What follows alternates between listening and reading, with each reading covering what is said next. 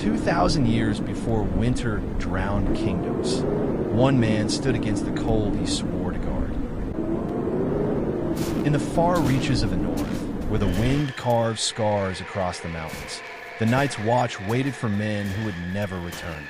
8 riders, experienced rangers, lost without bodies, without blood, without even the mercy of tracks in the snow.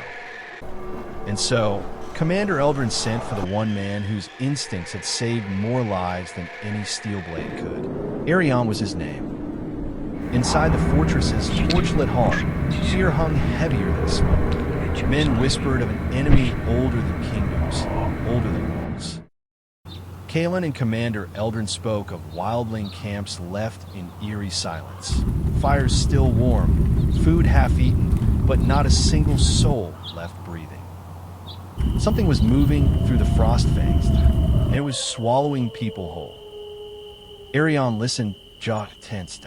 Snow doesn't hollow out men and leave their armor untouched. No storm did this, no beast. Whatever killed the patrol was not mortal. Arion, Kalen, and Eldrin rode into the storm-choked forest, following faint signs of panic. Broken branches, abandoned camps, bloodless snow. With every mile, the air grew colder. With every step, even the horses shoot. The frost fangs were hiding something. And the forest itself seemed eager to keep its secret. When the Rangers found the missing patrol, it was not bodies they discovered, but hollow shells. Armor filled with nothing but drifting frost. As if something had worn their skins, then discarded them. A whisper carried through the trees. Not the wind, not human. Arion felt the world tighten around him. They were being watched. A shape shifted between the trees, pale, slender, moving without disturbing the snow. A woman, but not alive. Her eyes glowed with the cold of ancient winter. Kalen froze. Eldrin's hand slipped toward his sword.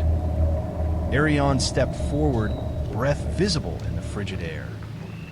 The Winter Woman smiled, and the forest exhaled death. She moved like a whisper, silent, sudden, and inevitable.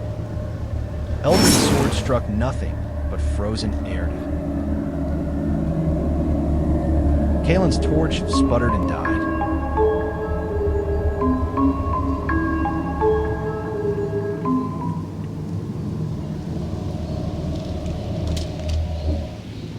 The Winter Woman glided toward Arion as if drawn by something only she could sense.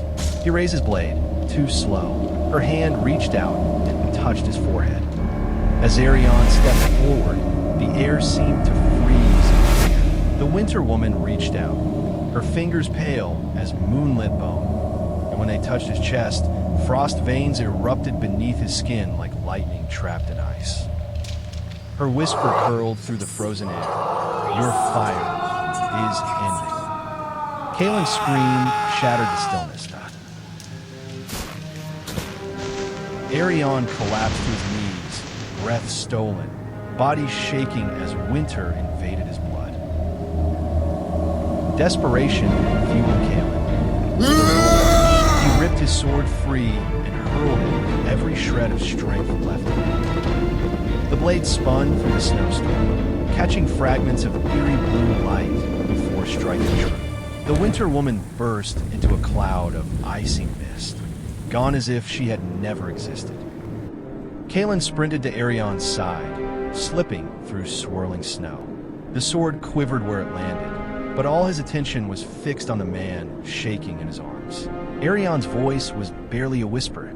Cold, she stole the warmth out of my bones.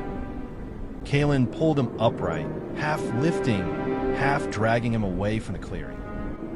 We're getting you home, Kalen vowed, breath ragged now. He didn't see it, the flicker of icy blue in Arion's eye. A mark left behind, a warning of what was coming. As the two rangers staggered away, the forest awakened. Shadows gathered. 4 winter women formed out of the storm, their voices carried by the wind. He is marked,